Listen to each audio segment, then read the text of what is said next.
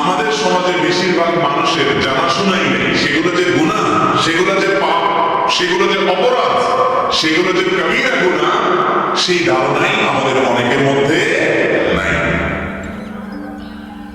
আপনি যদি কোনো রোগকে রোগ মনে করেন, তাহলে সেই রোগ থেকে চিকিৎসার রাস্তা আপনি খুঁজে বের করবেন।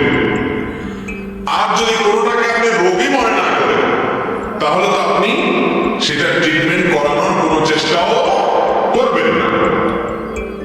তাহলে বোঝা গেল প্রকাশ্য অপরাধের চাইতে অনেক বেশি ডেঞ্জারাস, ভয়াবহ হলো ওই সমস্ত পাপ, ওই সমস্ত অপরাধ, ওই সমস্ত নফরমানি, ওই সমস্ত গুনাহ যেগুলো মানুষ ভেতরে ভেতরে করে। কারণ সেগুলো যে গুনাহ, সেই চেতনাই মানুষের মধ্যে নাই। সমাজ হয় না। আর এই জন্য আল্লাহ রাব্বুল আলামিন বলেছেন, আল্লাহর প্রিয় বান্দা হতে হলে, জান্নাতের মালিক হতে হলে, জাহান্নাম থেকে নিষ্কৃতি পেতে হলে, খাঁটি মুসলিম হতে হলে শুধু উপর দিয়ে ফিটফাট হইলে হবে না। উপর দিয়ে ফিটফাট হওয়ার পাশাপাশি ভেতরটাও ফিটফাট হতে হবে। আর যাদের উপরটা ফিটফাট, ভেতরটা সদরঘাট, সে কখনো খাঁটি মুসলিম হতে পারে না। আল্লাহ তাআলা আমাদের উপর এবং ভেতর, বাহির এবং ভেতর সবগুলোকে সংশোধিত করার তৌফিক দান করুন। আমিন। মুহতারাম হাজিরিন, যে সমস্ত গুনাহ মানুষ ভেতরে ভেতরে করে, এই সমস্ত গুনাহ এর মধ্য থেকে একটা হলো হিংসা। সিরিয়ালে অনেকগুলো বলা যাবে, কিন্তু আমি মাত্র এক দুইটা নিয়ে আজকে আলোচনা করব, খুব বেশি সময় নেব না। হিংসা এটা একটা গুনাহ, সগীরা গুনাহ না, কবিরা গুনাহ। এই হিংসা নাই এমন কোন মানুষ আছে? কঠিন। কারোর মধ্যে মাত্রা বেশি, কারোর মধ্যে কম, কিন্তু কম বেশ হিংসা সবার ভেতরে থাকে। ইল্লা মান রাহিমা রাব্বি, আল্লাহর কিছু খাঁটি বান্দা, তাদের কথা ব্যতিক্রম। যারা হাসা, কোরআনের ভাষায়, হাদিসের ভাষায় এটাকে বলা হয়েছে হাসা, বাংলায় বলি আমরা হিংসা। এই হিংসা নামক রোগ থেকে পরিচ্ছন্ন এবং মুক্ত মানুষের সংখ্যা একেবারেই কম। আপনি নামাজি রোজাদার মানুষ পাবেন, হজ করা মানুষ পাবেন, ফজর পর্যন্ত ওয়াজ করতে রেডি আছে, প্রস্তুত আছে, এরকম মানুষও। কিন্তু মনটাকে হিংসা থেকে মুক্ত করা মানুষ পাওয়া বড় কঠিন।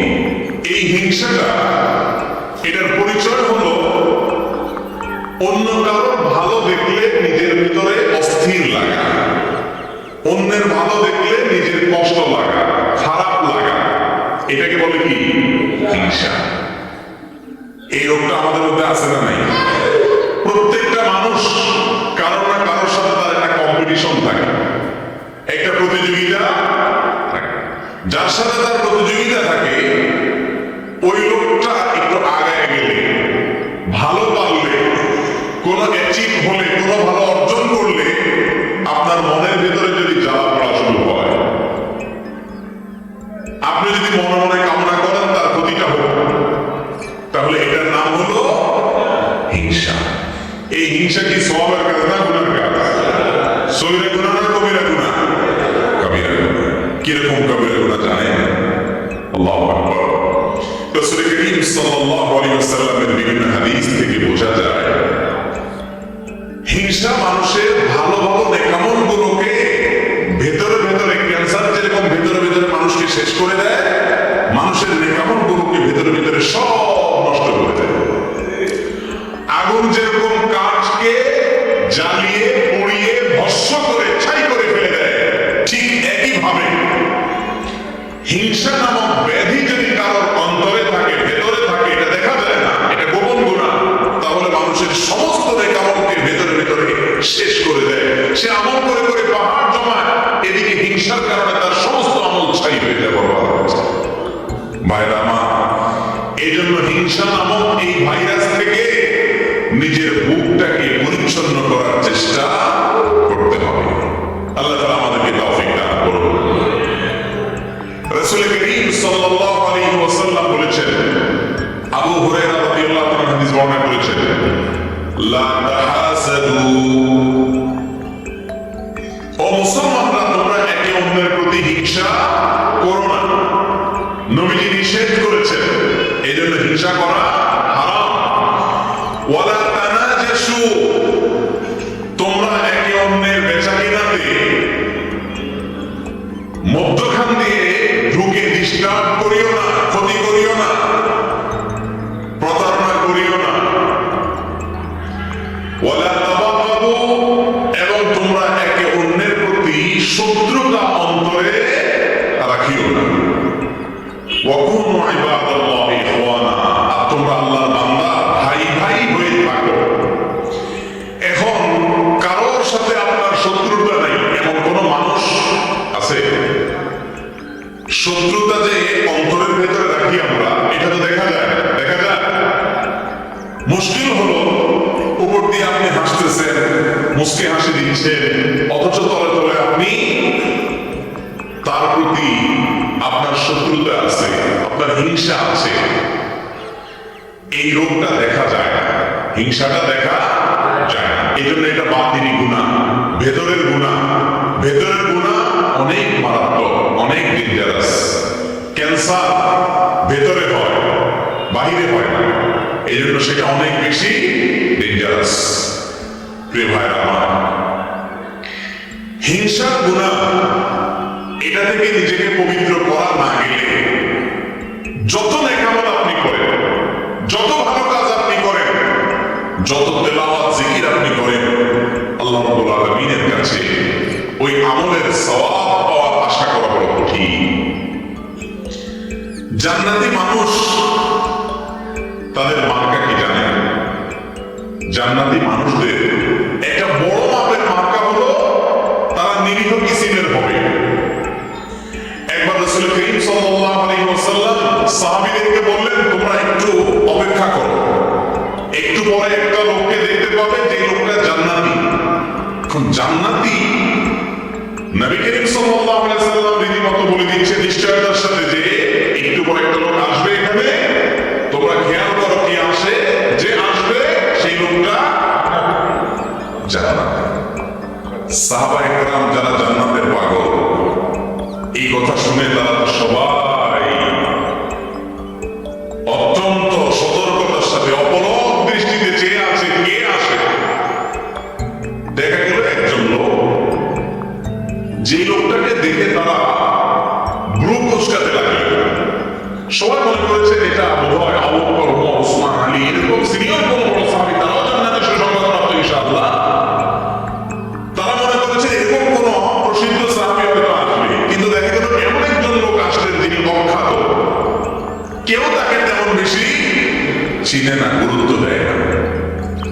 নবী করিম সাল্লাল্লাহু আলাইহি ওয়াসাল্লামের এই কথা শোনার পর সাহাবায়ে কেরাম চিন্তা করলেন, নবীজি যেহেতু বলেছেন লোকটা জান্নাতি, তার মুখ থেকে সুসংবাদ পাওয়া, অতএব গুলি মিস হলে এটা তো মিস হতে পারে না, লোকটা তো জান্নাতি অবশ্যই হবে। তাহলে কি এমন আছে তার ভেতরে যে সেই গুণের কারণে সে জান্নাতি? এই জন্য সাহাবায়ে কেরামদের একটা দল কয়েকজন মিলে ওই সাহাবীর বাসায় সিসি ক্যামেরা বসাইলেন।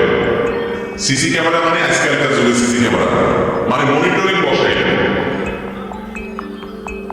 তারা খবর নিতে শুরু করলেন যে এই লোকটা কি করে। ওনারা মনে করছেন এই লোক বোধহয় সারাদিন রোজা রাখে আর সারা রাত দাঁড়িয়ে নামাজ কালাম পড়ে, এই জন্য কি নামাজ পড়ে, কি দোয়া পড়ে রাত্রে, এটা জেনে তারাও জান্নাতি হবেন সে আশায় ওই সাহাবীর ব্যক্তিগত জীবনকে পর্যবেক্ষণ করা শুরু করল।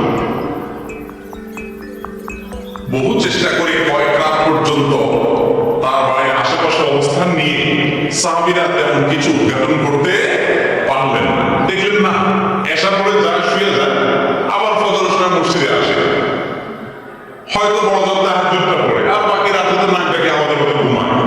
লোকটা জান্নাতি, নবীজির মুখ থেকে সংবাদ পেয়ে গেল কাহিনী থেকে। ওনারা নিজেরা উদ্ধার করতে যখন ব্যর্থ হলেন, এবার ওই লোকটাকে ধরছেন সাহাবীরা, যে বলছেন, ভাই তোমার সম্পর্কে নবীজি এরকম কথা বলেছেন, কি এমন আমল তুমি করো আমাদেরকে একটু বলে দাও ভাই। জান্নাত তো আল্লাহ তাআলার অনেক বড় জান্নাত, আমাদেরকে আল্লাহ দিলে তোমার তো আর ক্ষতি হবে না। এটা তো সাহাবীরা বলেন নাই, এটা বোঝাতে চেয়েছে এবং বলেছেন, ভাই বলে দাও কি আমল করো তুমি যে তোমার সম্পর্কে এত বড় সার্টিফিকেট রাহমাতুল লিল আলামিন আল্লাহ রাসূল সাল্লাল্লাহু আলাইহি ওয়াসাল্লাম স্বয়ং দিয়ে দিয়েছেন, কি করো তুমি বলো। সাহাবীদের কথা শুনে, তিনিও সাহাবী, তিনি বললেন যে ভাই বিশ্বাস করো আমি স্পেশাল কিছুই করি না, তোমরা যা করো আমিও তা করি। ইসলামের অতিরিক্ত কোনো কিছু করার তেমন কোনো সুযোগও নাই, সবকিছু রেডিমেড। আল্লাহ এবং তার রাসূল সাল্লাল্লাহু আলাইহি ওয়াসাল্লামের পক্ষ থেকে সবকিছু রেডিমেড। তোমরা 5 ওয়াক্ত নামাজ পড়ো, ভাই আমি 6 ওয়াক্ত পড়ি না, আমি 5 ওয়াক্ত পড়ি। তোমরা রমজানের রোজা রাখো, আমি রমজানের রোজা রাখি। বিশেষ কিছুই আমি করি না, এমনকি অনেক নফল আমলটাও না আমি করি, এমনও কিছু না। তবে একটা জিনিস আছে আমার, সেটা হলো আমার এই বুকে আল্লাহর জমিনে কোনো মানুষের জন্য আমার কারোর প্রতি আমার কোনো দুঃখ, কষ্ট, শত্রুতা, হিংসা বলতে কিচ্ছু নেই।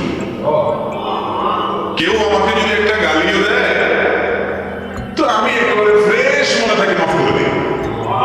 কেউ যদি আমার পেছনে শত্রুতাও করে আমি হাসি মুখে উড়াই দিই, তার জন্য আমার অন্তরটাকে পরিষ্কার করে ফেলি। কাউকে দেখে যদি আমার কষ্ট হয়, হিংসা হয়, আমি তার জন্য আরো বেশি করে দোয়া করি। এক কথা, আমার অন্তরটাকে আমি পরিচ্ছন্ন করছি।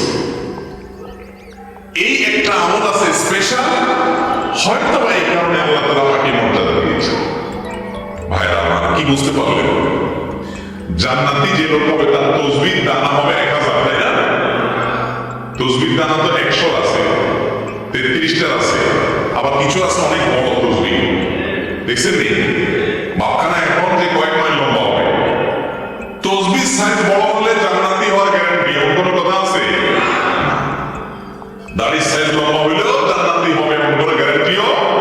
তাই বলে আমার দায় না রেখে জান্নাতে যাওয়ার আশা করে না। জান্নাতি লোকে জান্নাতে যাওয়ার সবচেয়ে সহজতম উপায়গুলোর মধ্যে থেকে একটা হলো নিজের কলবটাকে, অন্তরটাকে পরিষ্কার করে ফেলা। কাজটা কি সহজ না কঠিন? সহজ বলতেছে। পাশের বাসার ছেলেটা এসএসসি পরীক্ষায় A+ গোল্ডেন A+ পাইছে, আপনারটা শুধু A পাইছে, A- পাইছে। কেমন লাগে তখন বলে? মনে হয় যে আমারটা A- পাইছে, বুঝলাম, ওইটা A পাইতো, গোল্ডেন A+ পাইছে, এই দুঃখ সহ্য করি করতে। এরকম অবস্থা আমাদের মনে হয় কি হয় না? ভাইরা আমার, লেবাসে পোশাকে মুসলমানের অভাব নাই এদেশে। আমার মতো, আপনার মতো এরকম লেবাস পোশাকে মুসলমানের সংখ্যা এদেশে আলহামদুলিল্লাহ কম। ভেতর থেকে মুসলমান ভাইয়ের সংখ্যা এই দেশে অনেক কম। মালিক আমাদের অন্তরগুলোকে আপনি পরিষ্কার করুন। একজন খাঁটি মুসলমান, একজন জান্নাতি মানুষের অন্তরে কারোর প্রতি শত্রুতা, বিদ্বেষ, হিংসা থাকতে পারে না। মানুষ শত্রুতা করবে, চলতি পথে বহু লোক আপনার শত্রুতা করবে, সবাই তো ফেরেশতা, কিন্তু আপনার কাজ হলো সবার জন্য ক্ষমার দরজাটাকে একেবারে উন্মুক্ত করে দেওয়া। ভাইরা আমার, হিংসুক যখন অন্যের ভালো দেখে হিংসা করে তখন কি সে নিজে সুখী হয় না দুঃখী হয়? কারোর ভালো দেখে যদি আপনার ভেতরে জ্বলে, গ্যাস্ট্রিকের কারণে ভেতরে জ্বললে যেরকম কষ্ট হয়, কারোর ভালো দেখলে ভেতরে জ্বললে সেই জ্বালাতেও নাকি ভালো লাগে? কষ্ট। ইবলিস আপনার আমার এত জঘন্য শত্রু যে সে সব সময় আমাদের যেটাতে কষ্ট হয় সেদিকে নিয়ে যায়। এখন কথা হলো, আমাদের অন্তরে হিংসা আছে কিনা এটা বুঝবেন কিভাবে? এটা বোঝার একটা ছোট্ট মিটার আছে, মিটার দেব। মিটারটা ফ্রি, কোনো পয়সা করে লাগবে না, মিটারটা সবাই বুঝে নেয়। মিটারটা হলো আপনার সাথে যাদের কম্পিটিশন আছে না, এই যে মিডিয়ার ভাইরা ক্যামেরা পর্যন্ত সেট করে বসে আছে, ওনাদের মধ্যে পারস্পরিক কম্পিটিশন আছে না? কার চ্যানেলে কত বেশি সাবস্ক্রাইবার হয়, কত বেশি ভিউ হয়। এখন মনে করে এক ক্যামেরাওয়ালা ভাই দেখলো আরেক ক্যামেরাওয়ালা ভাই চ্যানেলে ভিউর পরিমাণ অনেক বাড়ছে, তখন যদি তার ভেতরে কষ্ট হয়, চিনচিন করে একটু জ্বলে বুকের ভিতরে, তাহলে বুঝতে হবে কি হচ্ছে, হিংসা হচ্ছে। ওনাদেরটা দিয়ে বুঝাইলাম, আপনারা যদি জীবনে নিজেদেরকে পাক মনে করেন, আমরা সবাই এই রোগের রোগী। একজনের ভালো দেখার পরে যার সাথে আপনার কম্পিটিশন হয়, প্রতিবেশীর সাথে হয়, ভাই বোনে হয়, এমনকি বন্ধু বান্ধবের মধ্যে হয়, আলেমদের মধ্যেও আরেকটু বেশি হয়। ঠিক না বেশি? ভালো দেখতে পারলাম একজনের মাহফিলের লোক বেশি হলে আরেকজন বলে যে আমি দেখা দিতাম চান্স পেয়ে। এই সমস্ত রোগ আমাদের মধ্যে আছে না নাই? আল্লাহু আকবার। ভাইরা, এই হিংসা এত ডেঞ্জারাস ইবাদত, এত ডেঞ্জারাস অপরাধ, গুনাহ, যেটা দেখা যায় ইয়া বড় দাড়ি, লম্বা রুমা, বিশাল বড় পাগড়ি, লম্বা জুব্বা, সবই ঠিক আছে, কিন্তু ভিতরে ভিতরে হিংসার ডিব্বা হতে পারে কি পারে না বলেন? ভাইরা আমার, অন্যের ভালোর খবর শোনার পরে, কারোর ভালো দেখার পরে যদি ভেতরটা চিন করে জ্বলে ওঠে, তাহলে এই মিটার দিয়ে বুঝবেন যে আপনার অন্তরে কি আছে, হিংসা নামক রোগ আছে। এই রোগ অন্তরে থাকলে আপনি কখনো সুখী হতে পারবেন না। আরেকজনের ভালো দেখার পর যদি আপনার ভেতরে কষ্ট হয়, এর মানে হলো আপনার ভেতরে কুফুরির দানা আছে। কিসের দানা? কুফুরির দানা। কুফুরি বুঝেন? আল্লাহ তাআলাকে অস্বীকার করা কত ডেঞ্জারাস বিষয়। আল্লাহ অস্বীকারের দানা আছে আপনার ভিতরে, কিভাবে বুঝবেন? আল্লাহ রাব্বুল আলামিন যদি ওনাকে কোনো ভালো কিছু দেয়, অনেক ভালো কিছু দিলে, এটা দিছে কে? আপনার যদি জ্বলে, আপনার যদি কষ্ট হয়, আপনার ভেতরে যদি অস্থিরতা লাগে, পেরেশানি লাগে, চিনচিন করে, হিংসা হয়, তার মানে আল্লাহর যে ফয়সালা, আল্লাহর যে বন্টন, আল্লাহ যে তাকে দিয়েছেন, আপনি আল্লাহর এই ফয়সালাটাকে মানতে পারতেছেন। এটা এক প্রকার অস্বীকৃতি না? এই জন্য বললাম, হিংসা এই রোগটি মূলত মানুষের অন্তরে কুফুরির দানা থেকে সৃষ্টি হয়। আমরা হয়তো খেয়াল করি না, সবাই কম বেশি রোগে রোগী। সৃষ্টি জগতের প্রথম অপরাধ কি হয়েছে জানেন? গোটা সৃষ্টি জগতে আল্লাহর প্রথম নাফরমানি কোনটা হয়েছে জানেন? কোন গুনাহটা সফল হয়েছে বলতে পারেন কেউ? হিংসা দিয়ে যেহেতু আলোচনা করতেছে, তো এটাই হবে। চালা গেছেন আপনারা? হ্যাঁ ভাই, আল্লাহ সৃষ্টি জগতে সর্বপ্রথম অপরাধ সেটা হলো এই হিংসা। মিস্টার ইবলিস যখন আল্লাহ তাআলা তাকে সিজদা করার নির্দেশ করলেন আদমকে, তার ভেতরে কি হয়েছে? হিংসা হয়েছে। খলাকতানি মিন নার ওয়া খালাকতাহু মিন তিন। তাকে মাটি থেকে তৈরি করছেন আল্লাহ, তাকে আমি সিজদা করব, এত মর্যাদার মাটি। হিংসা হয়েছে। এই হিংসার পরবর্তী গুনাহটা হয়েছে তাকাব্বুর, অহংকার। সেখান থেকে হয়েছে কুফরি। হিংসার মতো অপরাধ, যেটাকে আমরা অপরাধ মনেই করি, জিনাকে অপরাধ মনে করি, চুরিকে অপরাধ মনে করি, মাদককে অপরাধ মনে করি, নামাজ ছাড়াকে অপরাধ মনে করি, বেপরদাকে অপরাধ মনে করি, গালিগালাজকে অপরাধ মনে করি, মানুষ হত্যাকে অপরাধ মনে করি, কারণ এগুলো সব দৃশ্যমান। কিন্তু হিংসা নামক অপরাধ, যে অপরাধ ছোট কোনো অপরাধ নয়, আমল বিনাশী অপরাধ, সেটাকে আমরা অপরাধ মনে করি না। ভাইরা আমার, আজ থেকে আপনার বুকে নিজে হাত দিয়ে চিন্তা করবেন, কল্পনা করবেন, ভাববেন কারোর ভালো দেখলে আপনার জ্বলে কিনা। পারবেন না ইনশাআল্লাহ? যে যদি দেখেন যে হ্যাঁ কারোর ভালো দেখলে আপনার ভেতরে জ্বলে, তাহলে বুঝতে হবে আপনার ভেতরে হিংসা আছে। এটাকে নোট করে ফেলবেন। নোট করার পর প্রতিজ্ঞা করবেন যে এই হিংসা আমি দূর করবো। দূর করা ভেরি ইজি। রোগ ধরাটা হলো মূল। আপনি যদি ধরতে পারেন যে আপনার অন্তরে অমুকের প্রতি হিংসা আছে, ওনার প্রতি হিংসা আছে, যদি আপনি ধরতে পারেন, তাহলে ইনশাআল্লাহ ট্রিটমেন্ট ভেরি ইজি। আমি ট্রিটমেন্ট বলতেছি একেবারে সহজ, কিন্তু আগে আপনাকে খুঁজে বের করতে হবে কার প্রতি আমার হিংসা। খুঁজে বের করার পর দ্বিতীয় কাজ হলো চিন্তা করবেন, আমি যদি হিংসা করি তাহলে কেমন যেন আমি আল্লাহর ফয়সালাকে অস্বীকার করলাম। ঠিক না? ঠিক বলেন। আল্লাহ তাআলার পাশের বাসা প্রতিবেশী ছেলেকে মেয়েকে ভালো রেজাল্ট দিয়েছেন, এই দানটা তো আল্লাহ, তো আমার আল্লাহ দিয়েছেন, আমার যদি কষ্ট লাগে তার মানে আল্লাহর বন্টনটাকে আমি মানলাম না। ডেঞ্জারাস ব্যাপার, কুফরি। এটা মানুষকে আস্তে আস্তে ওই ইবলিসকে যেরকম কাফের বানিয়ে দিয়েছে, আস্তে আস্তে মানুষকে কুফরি পর্যন্ত নিয়ে যায়। এই কথা যখন চিন্তা করবেন তখন ইনশাআল্লাহ নিজের ভেতরে হিংসা দূর হওয়ার প্রাথমিক পদক্ষেপ চলে আসবে, যে এটা তো আল্লাহর বন্টন, আমি হিংসা করে কি লাভ হবে? হিংসুক হিংসা করে পৃথিবীর কারোর কোনো ক্ষতি করতে পারে না। বরং আপনি কি করবেন, ওই মালিকের সাথে কথা বলা শুরু করবেন, বলবেন মালিক তুমি তাকে দিয়েছ, তোমার ভান্ডারে তো কোনো কমতি নেই, তাকে দিয়েছ তার জন্য আমার কোনো কষ্ট নাই, আরো দাও, কিন্তু আমাকেও দাও সাথে পারে। ব্যাস, এটার নাম হলো দীপ্তা, বাংলা বলে ঈর্ষা।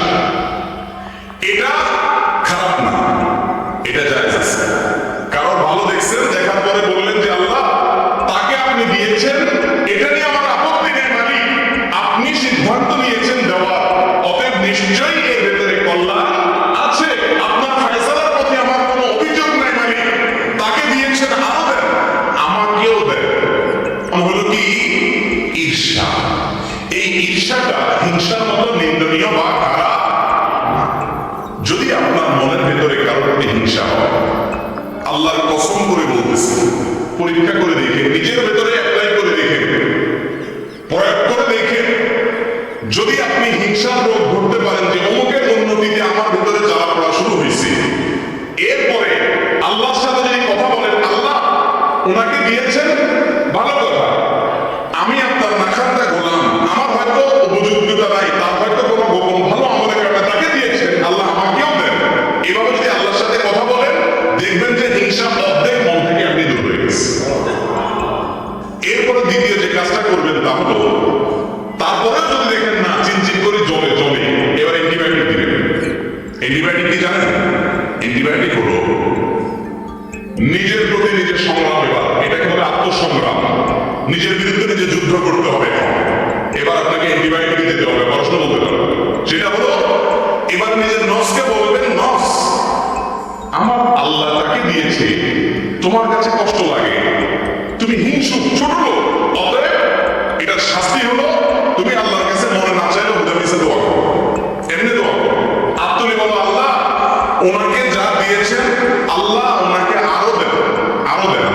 আল্লাহ আপনার শুকর, আপনি তাকে দিয়েছেন, তার ছেলেকে ইখলাস দিয়েছেন, আল্লাহ আরো দেন। আল্লাহ ওনার ব্যবসায় অল্প দিনে এত লাভ করছে, আল্লাহ ডবল করে দেন। মনে চাবে না, কিন্তু মনের বিরুদ্ধে মুখে আল্লাহর কাছে কি করবে? এটা বললে আপনার ভেতরকার যে প্রবৃত্তি, আত্মা, নফস, এই নফস রুসওয়া হবে, বেইজ্জত হবে, লাঞ্ছিত হবে, এবং ইনশাআল্লাহ হিংসা থেকে সে আস্তে আস্তে সরে আসবে। শয়তান তখন বলবে ছেড়ে দেওয়া কিনতে পারছি, কারণ এই লোক উল্টে বরং যার প্রতি হিংসা হয় তার জন্য দোয়া করে বসছে। তার জন্য যদি দোয়া করা বলে, শয়তান চিন্তা করবে যে এই লোক তো উল্টে বরং আরো তার অন্তরটাকে প্রশস্ত করতেছে। ইমানদারের মন কখনো সংকীর্ণ হতে পারে না, কিন্তু আর আমাদের মনগুলো স্বচ্ছ, ঠিক না বেটি? মুমিন বড় মনের হতে হবে। কিসের হতে হবে? বড় মনের হতে হবে। আল্লাহ তাআলা আমাদেরকে তৌফিক দান করুন। ভাইরা আমার, হিংসা নামক এই রোগ, এটা থেকে মুক্তির জন্য আমাদের প্রাণপণ লড়াই চালাতে হবে নিজের বিরুদ্ধে। কারণ গুপ্তঘাতক হিংসা, এটা কি গুপ্তঘাতক? ধূমপান, এটাকে বলা হয় গুপ্তঘাতক। মাদক গুপ্তঘাতক, তামাক গুপ্তঘাতক, ভেতরে ভেতরে মানুষকে শেষ করে দেয়। ক্যান্সার গুপ্তঘাতক। ঠিক তেমনি ভাবে একজন ইমানদারের জন্য, তার আমলের জন্য, তার ইমানের জন্য গুপ্তঘাতক হলো হাসাদ বা হিংসা। আল্লাহ তাআলা আমাদের সবাইকে, আমাদের অন্তরগুলোকে পরিষ্কার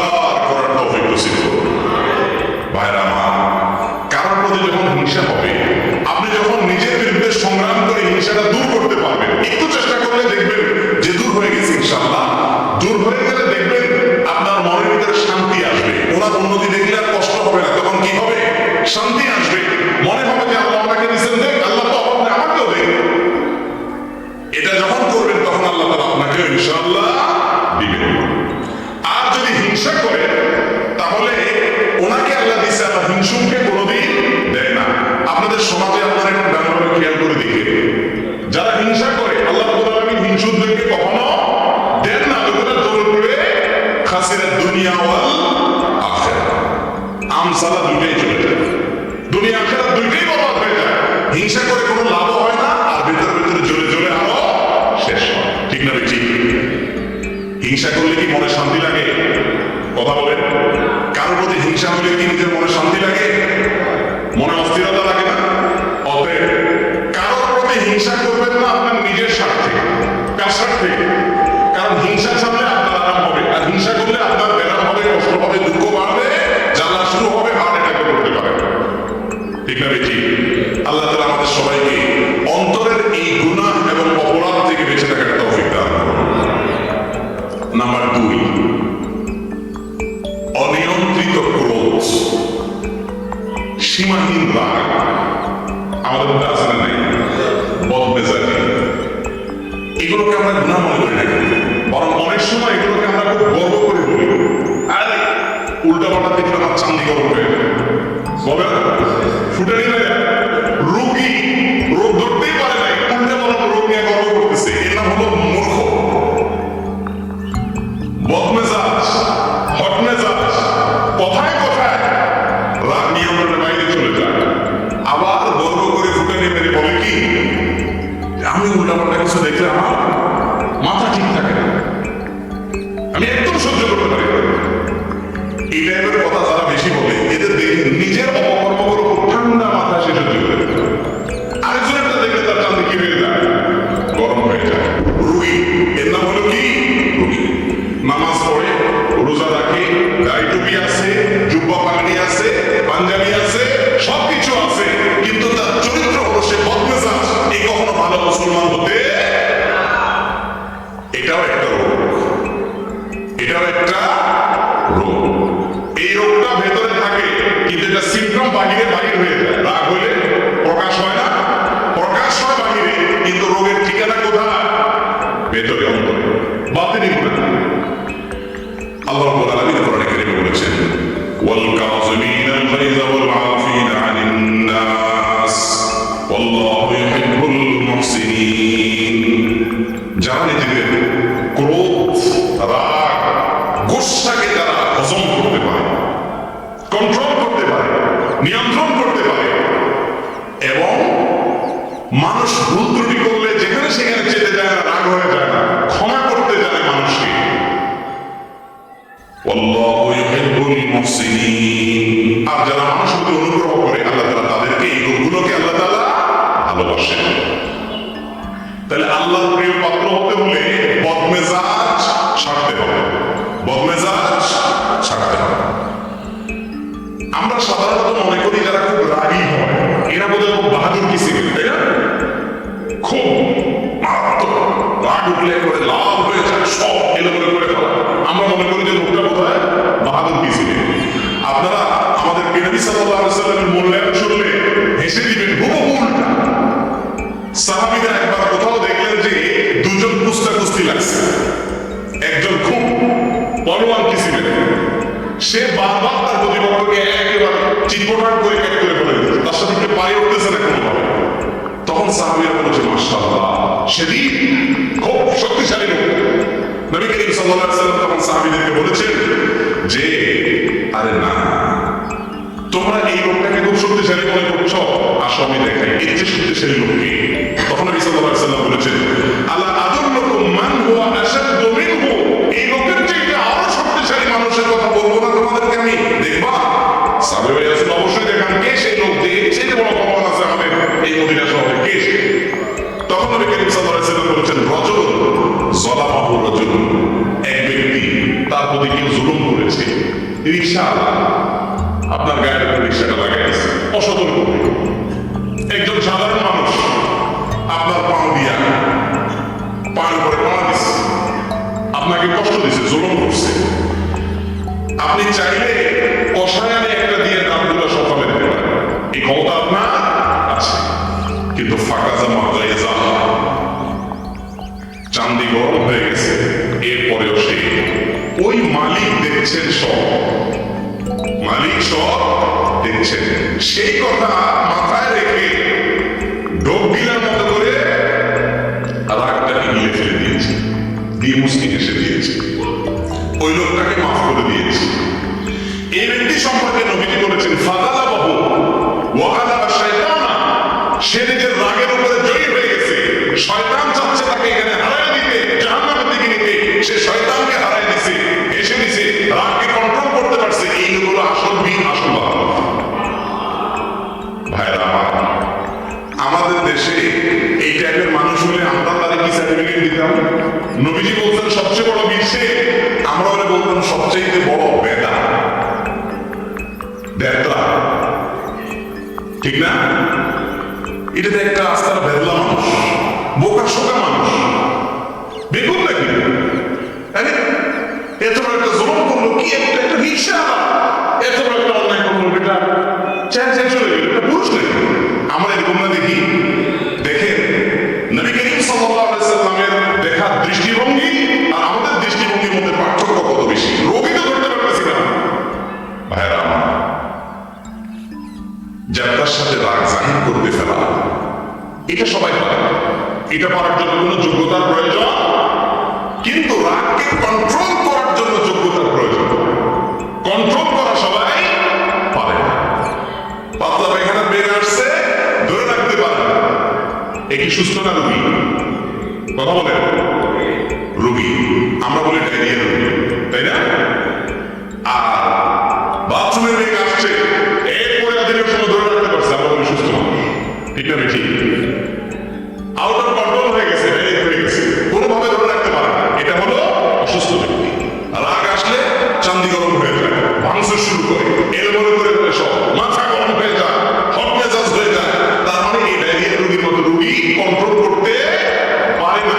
এটা স্ক্রু ঢিলা, স্ক্রু কি আপনারা মনে করেন স্ক্রু বেশি টাইট, ওইটা একটু বেশি ঢিলা, স্ক্রু ঢিলা দেখে সে হট হয়ে যায়। কথা বুঝেন নাই? বদমেজাজ যে তার স্ক্রু টাইট না ঢিলা, বিশ্বাস হয় না আপনাদের? কারণ স্ক্রুটা যদি টাইট থাকতো তাহলে তারা কন্ট্রোলিং পাওয়ার থাকতো, সাথে সাথে ব্রেক দিতে পারতো, যেখানে সেখানে রাগ দেখাইতো। ভাইরা আমার, এই রোগটা আজকাল অনেক বেশি। বড়রা তো বড়রা, ছোট বাচ্চা কাচ্চা, 3 বছরের 4 বছরের বাচ্চা কাচ্চা যেগুলো আছে, সব অভিভাবকদের একটাই কথা, মারাত্মক রাগী, ঠিক না? ঠিক, বাপ মা আবার এমন স্টাইলে বলে মনে হয় যে খুব গর্বিত, ঠিক না?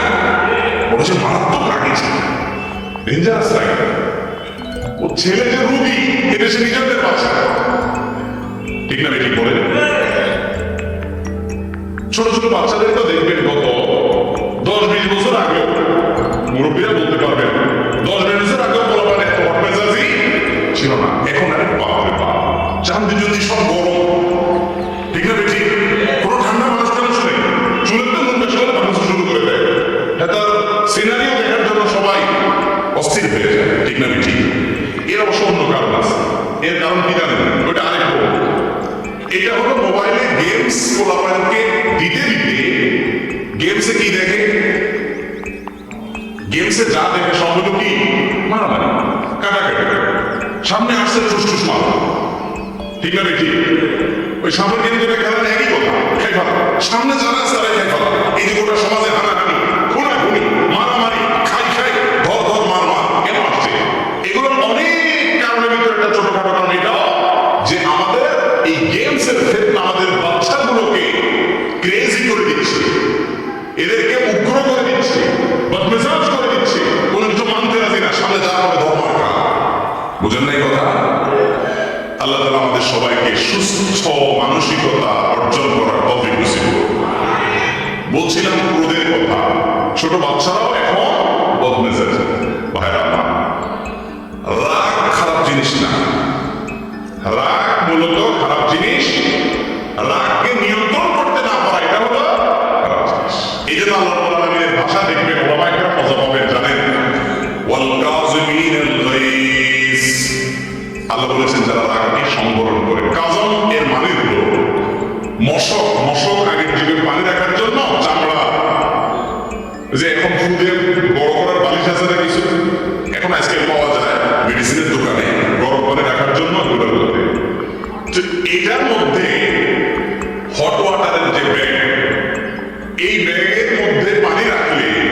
সেটা যাতে বের না হয়, এটা জন্য সিভিটি ভালো করে আটকানো, এটাকে বলা হয় কাজাম, নিয়ন্ত্রণ করা, কন্ট্রোল করা।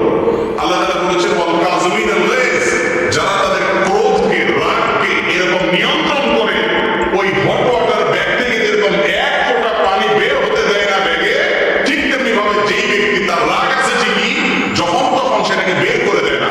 যখন যতটুকু দরকার হয় হট ওয়াটারের ব্যাগ খুলে মানুষ ঢালে, সেও যেখানে যতটুকু দরকার হয় ততটুকু রাগ জাহির করে, যেখানে সেখানে লেগে যায় না, কন্ট্রোল করতে পারে। এই ব্যক্তির প্রশংসা আল্লাহ করেছেন। আল্লাহ বলেন নাই ওয়াল আদিমিনাল গায়জ, আল্লাহ কিন্তু বলেন নাই ওয়াল আদিমিনাল গায়জ। আদিমিনাল গায়জ মানে যাদের রাগ নাই, তাদের প্রশংসা আল্লাহ করেন নাই। একেবারে বেদনা রাগটা কিচ্ছু নাই, বেদাবাস, এটার প্রশংসা নাই। রাগ থাকতে হবে, তবে রাগকে কি করতে হবে? কন্ট্রোল। আপনার রাগের চোটে মায়ের সামনে মুখটা খারাপ করে ফেলে দিলেন, রাগের চোটে একটা গালি বের হয়ে গেল, রাগের চোটে বাপকে ঝাড়ি দিয়ে বসলেন, রাগের চোটে একজন মুরব্বীর সাথে বেয়াদবি করে বসলেন, রাগের চোটে একজন দুর্বল মানুষকে একটা থাপ্পড় দিয়ে বসলেন। দুনিয়াতে মাস্তানি করবেন, কিয়ামতের ময়দানে এসব ওয়াজ টোয়াজ শোনার কাজে আসবে না, কোরআন তেলাওয়াত জিকির আজকার কাজে আসবে না। ওই থাপ্পড়ের কারণে নেক আমল দিয়ে সে লোককে নিজে ভিক্ষুকের মতো, ফকিরের মতো জাহান্নামে নিক্ষিপ্ত হতে হবে। এত সহজ না। নিজের বিরুদ্ধে সংগ্রাম করা শিখতে হবে। আল্লাহ তাআলা আমাদের সবাইকে মানুষের মানুষ হওয়ার তৌফিক দান করুন। একজন মানুষ প্রকৃত অর্থে ভালো মুসলমান হইতে হলে আগে ভালো মানুষ হইতে হবে। ভালো মানুষ হওয়া ছাড়া ভালো মুসলমান হওয়ার কোনো পথ খোলা নেই। অতএব রাগকে সংবরণ করতে হবে। এক সাহাবী এসে বলতেছেন, ইয়া রাসূলুল্লাহ, আমাকে একটু উপদেশ করেন, আমাকে একটা উপদেশ করেন। আমরা তো এখন উপদেশ চাই না, হুজুরদের কাছে যাই শুধু দোয়া চাই। হুজুর একটু দোয়া করি, আজ পর্যন্ত আমি দেখি নাই। আমি তো ছোট মুরব্বীরা আরো বড় বড় বিষয় ভালো জানে না। সাধারণ মানুষ আসে কি বলে দেখি, হুজুর আমাকে একটা নসিহত করেন, কোন আমলটা করবো বা কি করবো। এগুলো পাওয়া যায় সচরাচর? সব শুধু দোয়া চায়, কারণ মনে করে যে হুজুররা দোয়া করে দিলে আমি এখন দুকাম যাই করি না কেন শর্টকাট হয়ে যাবো, আল্লাহ পাক করে দিবে। বুঝছেন? বাঙালি সব জায়গায় আমরা শুধুমাত্র শর্ট রাস্তায় খুঁজি, সোজা রাস্তায় কোথাও যেতে চাই না। আখেরাতের ক্ষেত্রে একই কথা, হুজুরদের দোয়া নিয়ে শর্টকাটে যেতে চাই, নিজে সোজা হইতে রাজি। সাহাবী জিজ্ঞাসা করতেছে, ইয়া রাসূলুল্লাহ আউসিনি, আমাকে একটু ওসিয়ত করেন, উপদেশ করেন। নবী করিম সাল্লাল্লাহু আলাইহি সাল্লাম বলেছেন, তোমার জন্য উপদেশ হলো লা তাগদাব, গোসা করবে না। সাহাবী চিন্তা করলেন, আরে কি একটা কথা হলো, এটা একটা আমল হলো, গোসা করবে না। তুমি এত সুবহানাল্লাহ বলিও, এই দোয়াটা পড়িও, এরকম কিছু হয়তো হবে। নবীজি এটা কি বললেন? তখন বললেন, আবার বলেন, ইয়া রাসূলুল্লাহ আউসিনি, আমাকে ওসিয়ত করেন। নবী করিম সাল্লাল্লাহু আলাইহি ওয়াসাল্লাম আবার তাকে বললেন, দ্বিতীয় দফায় তোমার জন্য ওসিয়ত হলো লা তাগদাব, গোসা করবে না, বদমেজাজি দেখাবে না। আবার ওসিয়ত চাইলেন, একই ওসিয়ত করলেন। কারণ নবীজি বুঝতে পেরেছেন যে এই রোগটার মধ্যে বদমেজাজির রোগ আছে, এজন্য তাকে ঠিক করে দিয়েছে। অনেক হাদিসে আছে রাসূল করিম সাল্লাল্লাহু আলাইহি ওয়াসাল্লাম একজনকে বলেছেন, লা তাগদাব ওয়া লাকাল জান্নাহ, রাগ করো না, জান্নাত তোমার। রাগ করো না, জান্নাত তোমার। ভাইরা, যত সহজে বলে ফেললাম, একটু চিন্তা করেন তো কথাটা কত ওজনী। রাগ করো না, জান্নাত তোমার। তার মানে যদি তুমি ফরজ আমলগুলো করার পরে, বড় বড় কবিরা গুনাহ থেকে বাঁচার পরে নিজের রাগকে যদি সংবরণ করতে পারো, নিয়ন্ত্রণ করতে পারো, যেখানে সেখানে জেদ না দেখাও, জুলুম না করো, বদমেজাজি না করো, তাহলে সেক্ষেত্রে তোমার জান্নাতের গ্যারান্টি হয়ে গেল। কত বড় ব্যাপার চিন্তা করে দেখেন। আল্লাহ তাআলা আমাদের সবাই রাগগুলোকে সংবরণ করার তৌফিক নসিব করুন। ভাইরা আমার, রাগ তিন প্রকার। এক প্রকারের রাগ প্রশংসনীয়, এক প্রকারের রাগ নিন্দনীয়, আরেক প্রকারের রাগ অনুমোদিত অর্থাৎ জায়েজ। প্রশংসনীয় রাগ আছে। কোন রাগ? আল্লাহর হুকুম লঙ্ঘন হতে দেখলে রাগ করা, তাও নিয়ন্ত্রিত হতে হবে, অনিয়ন্ত্রিত না। ছেলে নামাজ পড়ে না, মা বাপ তুলে গালি দিলেন, এই রাগ কি প্রশংসনীয় হবে? ছেলে নামাজ পড়ে না, চোখ মুখ লাল হয়ে যাবে, রাগান্বিত হয়ে যাবে, এটা প্রশংসনীয়। কিন্তু রাগান্বিত হয়ে যদি মুখ দিয়ে গালি বাইরে হয়ে যায়, তাহলে শেষ, অনিয়ন্ত্রিত হয়ে গেল, ডায়রিয়ার রোগী। কথা বুঝতে পারছেন? অতএব রাগকে নিয়ন্ত্রণ করার মধ্যে প্রশংসা, রাগ করলে প্রশংসনীয় তখন রাগ হবে যে রাগ হবে আল্লাহর কোন নির্দেশ লঙ্ঘন করে। প্রিয় নবী করিম সাল্লাল্লাহু আলাইহি ওয়াসাল্লাম কখনো সাধারণত রাগ করতেন না। একবার সাহাবায়ে কেরাম যে কোনো একটা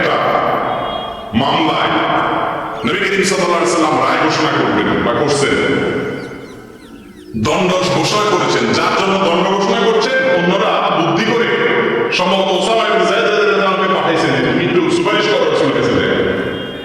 রাসূল আকরাম সাল্লাল্লাহু আলাইহি ওয়াসাল্লাম এই কথা শুনে অগ্নিশর্মা হয়ে গেলেন, তার মুখ লাল হয়ে গেল রাগে। আল্লাহর নির্দেশ আমি বাস্তবায়ন করছি, আল্লাহর শাস্তি দণ্ডের ঘোষণা দিয়েছি, আমাকে এই জায়গায় এসে সুপারিশ করতেছো তোমরা? আল্লাহর দণ্ড থেকে সরে দেবো আমি?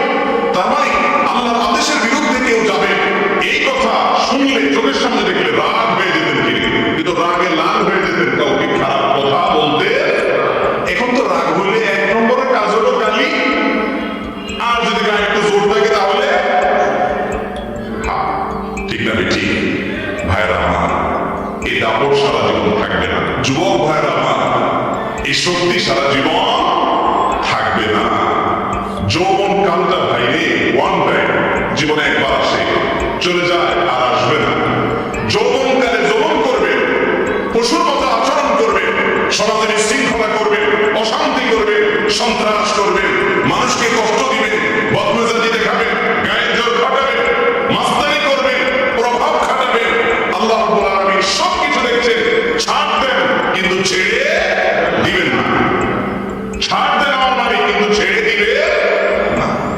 সাবধান। প্রশংসনীয় রাগ হলো আল্লাহর হুকুম নষ্ট হতে দেখলে, অন্যায় দেখলে রাগ করা। তবে সবচেয়ে বেশি রাগ করবেন নিজের বিরুদ্ধে।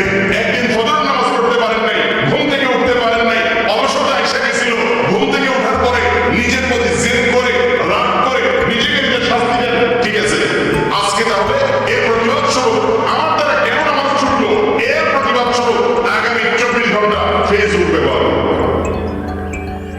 হাসতেছেন দেখি, হাসির কথা না। যুবকদের জন্য ফেসবুকে রেজিস্ট্রেশন আসা, এটা কিন্তু অনেক বিশাল বড় একটা শাস্তি। এটা বিশাল বড় একটা শাস্তি। ওই যে আমেরিকার প্রেসিডেন্ট ট্রাম্পের ফেসবুক সব বন্ধ করে দিচ্ছে না কত ঘন্টার জন্য, ওই বেটা বুঝতেছে দুনিয়াটা কি। আমাদের এখন যুবক ভাইদের যদি ফেসবুক, টুইটার, ইউটিউব সব বন্ধ করে দেয়, আমারও দম বন্ধ হয়ে যাবে। ঠিক না? কথার কথা বললাম, নিজের বিরুদ্ধে আমার দ্বারা কোনো অন্যায় হয়ে গেছে, একজন মানুষ রিক্সা বসে দুর্ব্যবহার করছে, আসছে, যখন মাথাটা ঠান্ডা হয়েছে তখন সাথে সাথে নিজের বিরুদ্ধে নিজে বা সংগ্রামে নামে, যুদ্ধে নামে, খুঁজে বের করেন সে রিক্সাওয়ালাকে, যাদের সামনে থাপ্পড় দিয়েছেন, দুর্ব্যবহার করেছেন, তাদের সামনে যদি রিক্সাওয়ালার পাওয়া ধরে মাপ চেয়ে ফেলতে পারেন, ভাইরে কিয়ামতের ময়দানে বেজ্জত হওয়ার চাইতে, আমল খোয়ার চাইতে তোমার কাছে এখনই মাপ চাই, মাফ করে দাও, মাথা গরম হয়ে গেছিল, মাফ করে দাও। এটা যদি করতে পারেন তাহলে আপনি হলেন বীর, আপনি হলেন বাহাদুর। মানুষ আপনাকে বলতে পারে আপনি ভেড়া, কিন্তু আল্লাহর খাতায় এটা হলো সবচেয়ে বড় বীরত্বের পরিচয়। আল্লাহ তাআলা আমাদের সবাইকে মানুষ হওয়ার তৌফিক দান করুন।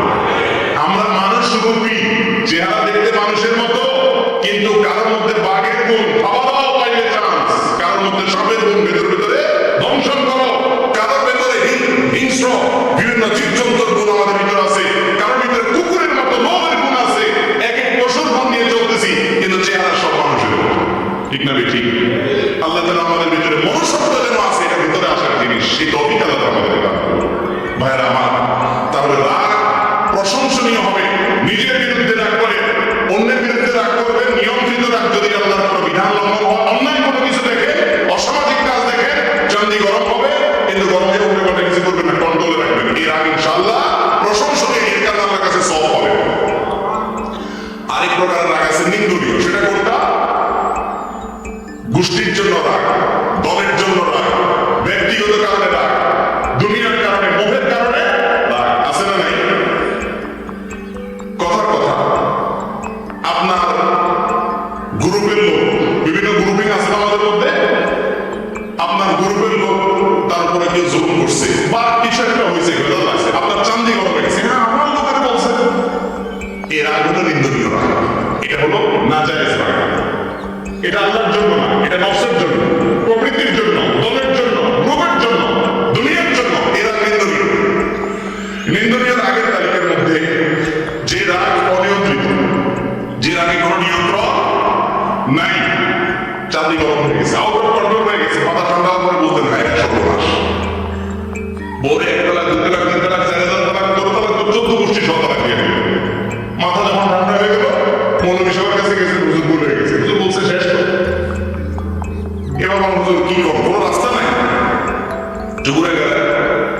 আমার মসজিদে একদিন এই যুবক আসছে, যুবক ফুটফুটে সুন্দর, তারা ডিআরসি বলে মাসালা জিজ্ঞেস আমি শেষ, আর তো সুযোগ নেই। কোন রাস্তা ওই মহিলাকে খুব যদি বেশি ভালোবেসে থাকে একটা ভালো ছেলে দেখে উপযুক্ত কথা থেকে বিয়ে দিয়ে দেবে, আর আপনি নিজের জন্য সরকার দেবেন আর একটা বিয়ে করেন। তালাক মারবেন দুটার জায়গায় তিনটা। আমার হুজুর ছিলেন খুলনাতে, হুজুরের কাছে তালাকের মাসলা জিজ্ঞাসা করতে আসলে আমার গদি নিচে একটা ব্যাগ থাকে।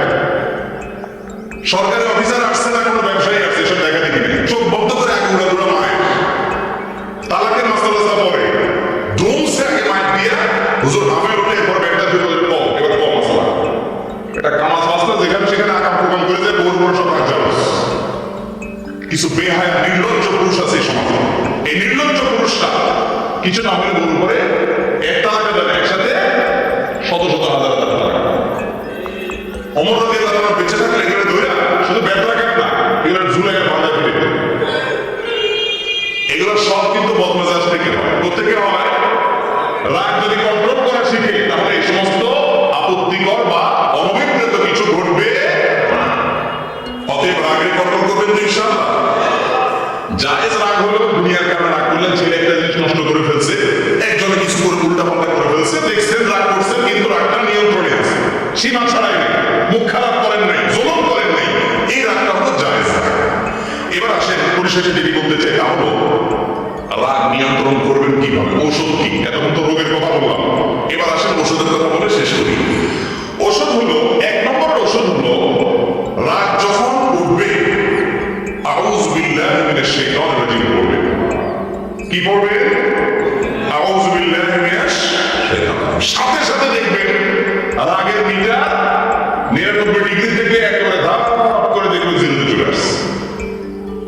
এক ব্যক্তি নবী করিম সাল্লাল্লাহু আলাইহি সাল্লামের যুগে খুব জিদ দেখাচ্ছে, উনি দূর থেকে দেখতে পাচ্ছেন চান্দিরান্দি গরম করে ফেলছে, চিল্লাচিল্লি করতেছে, খুব সিনক্রিয়েট করতেছে, রাগ উঠে গেছে মাথায়। নবী করিম সাল্লাল্লাহু আলাইহি সাল্লাম দূর থেকে ওই লোককে শুনে শুনে বলতেছেন, আমি একটি কালিমা জানি, ইন্নী লাআলামু কালিমাতান, আমি একটি বাক্য জানি, যে বাক্যটা এই লোকটার এখন চান্দি গরম আছে, সে যদি পড়ে তাহলে তার রাগের মিটার ধপ করে নেমে যাবে, সে শান্ত হয়ে যাবে। সে বাক্যটা কি?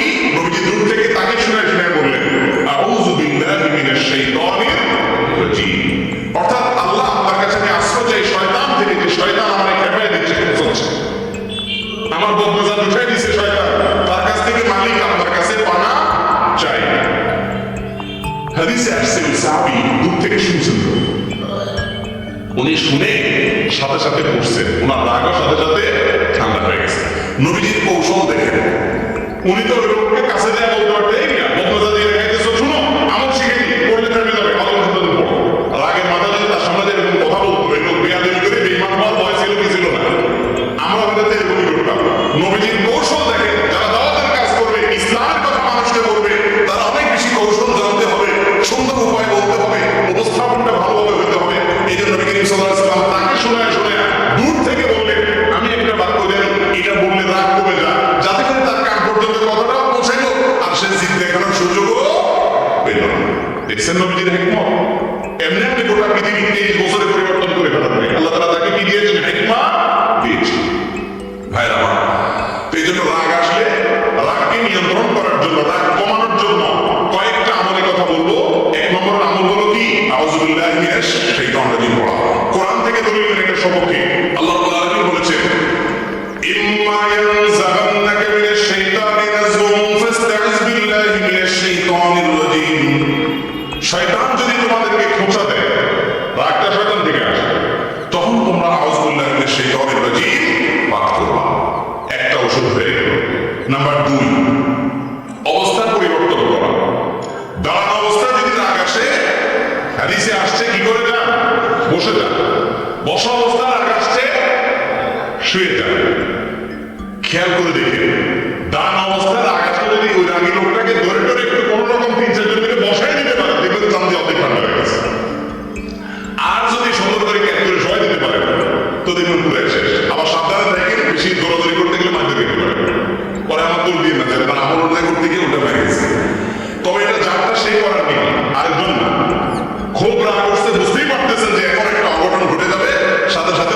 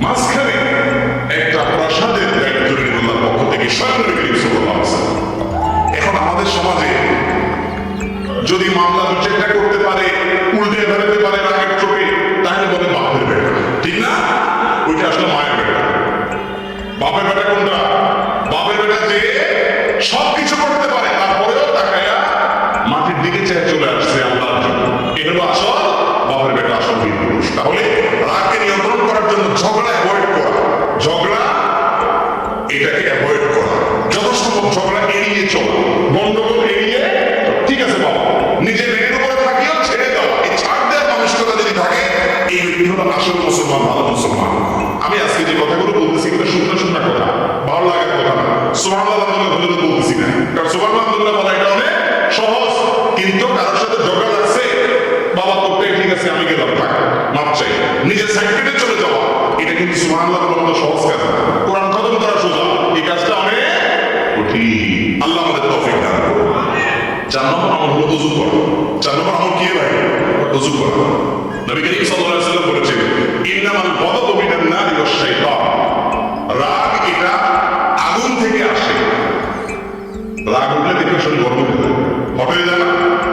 বেশি রাগ উঠলে দেখবে যে শরীরে হাত দিলে মনে হয় টেম্পারেচার অনেক বেশি, মনে জ্বর আসছে, আসলে জ্বর আসে নাই, এটা আগুন থেকে আসে শরীরের মধ্যে। নবী করিম সাল্লাল্লাহু আলাইহি ওয়াসাল্লাম বলেছেন, মানুষের ভিতরে যে রাগ এটা আগুন থেকে আসে, শয়তান থেকে আসে, আর আগুন এবং শয়তানকে নেভানোর জন্য পানি ব্যবহার করতে হয়, অর্থাৎ ওযু করতে হয়। যত রাগ আসুক না কেন, কষ্ট করে যদি একটু ওযু করে ফেলেন, দেখবেন ইনশাআল্লাহ রাগে পানি ঢেলে গেছে। কথা কি বুঝতে পারছি? 4 নম্বর আমল হলো ওযু করা। 5 নম্বর আমল হলো রাগ নিয়ন্ত্রণ করলে যে জান্নাতের গ্যারান্টি আছে, নবী করিম সাল্লাল্লাহু আলাইহি ওয়াসাল্লামের ওসিয়ত আছে, আল্লাহ তাআলা ভালোবাসেন বলেছেন, সেগুলো চিন্তা করবেন। এবং একটা ঘটনা, ওই যে আয়াত বলেছে সেই প্রেক্ষিতে আমাদের জানা দরকার, সেটা হলো আলী ইবনুল হুসাইন রাদিয়াল্লাহু তাআলা। আলী রাদিয়াল্লাহু ছিল হুসাইন, ওনার ছেলে নাম রাখছে কি বাবার নামে আলী। আলী ইবনুল হুসাইন রাদিয়াল্লাহু তাআলা তার একজন কাজের লোক ছিল, সে পানি ঢেলে দিচ্ছিল, উনি ওযু করতেছেন। তো ভারী কোনো বদনা ছিল, কাঁসা বদনা, অনেক দূর থেকে দিচ্ছে, হঠাৎ করে হাত থেকে ধাপ করে ছুটে গেছে, ছুটে ওনার হাতে পড়ছে, খুব ব্যথা পাইছে। এখন মালিকের হাতে ব্যথা লাগছে,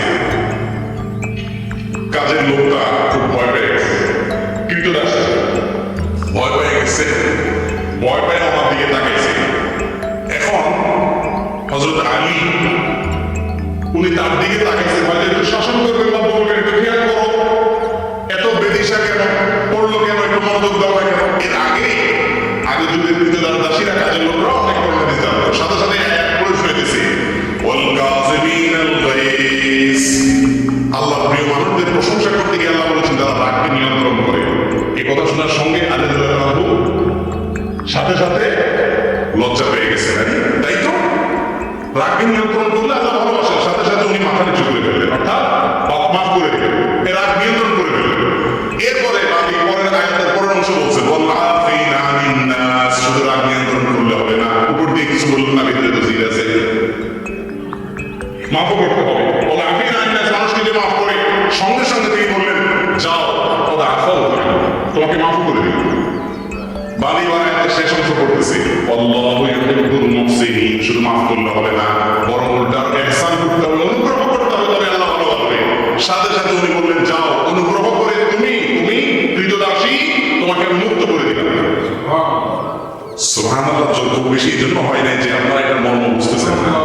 এই যুগে একটা মার্সিডিজ গাড়ি আল্লাহর রাস্তায় দান করা, 5 কোটি টাকা দামের একটা মার্সিডিজ গাড়ি আল্লাহর রাস্তায়, নিজের গাড়িটা কাউকে কথায় কথায় দিয়ে দেওয়া, এটা যেরকম মনে করেন সে যুগে একজন কৃতদাস দাসী মুক্ত করা, সেরকম সর্বোচ্চ সম্পদগুলোর মধ্যে একটা ছিল তার, এত দামের ছিল, স্বাধীন করে দিয়েছে কিন্তু বিনা পয়সা। আমরা হলে বলতাম তুমি কাঁসার বালতি ফালাইয়া বদনা ফালাইয়া আমার হাতে ব্যথা দিছ, আমি যখন এখন তোমার সাইজ করবো বুঝতে পারছো, এখন তুমি আমার আয়াত শুনতে আসছো, ওয়াজ করতে আসছো না। আমরা এই কথা বলতাম না। দেখেন ওনারা এতটা আখিরাতের জন্য পাগল ছিলেন, আল্লাহর কালাম শুনেছেন, আল্লাহর নির্দেশ শুনেছেন, কে বলেছে, কি জন্য বলেছে, এসব দেখা দেখিনি, সাথে সাথে আমান্না সাল্লাল্লাহু সামি'না ওয়া আতা'না, শুনলাম আর সাথে সাথে আনুগত্য করলাম, সারেন্ডার করলাম, মানলাম, আল্লাহ বলেছেন, আর কোনো কথা নেই। এর নাম হলো মুসলমান। আর আমরা কয় নম্বরের মুসলমান ভাইরা আমার? এই জন্য রাগকে নিয়ন্ত্রণ করার জন্য কি সওয়াব আছে সেগুলো চিন্তা করতে হবে। এটা হলো 5 নম্বরের করণীয়, তাহলে ইনশাআল্লাহ রাগ নিয়ন্ত্রণ করতে পারবেন। 6 নম্বর হলো রাগের পরিণতি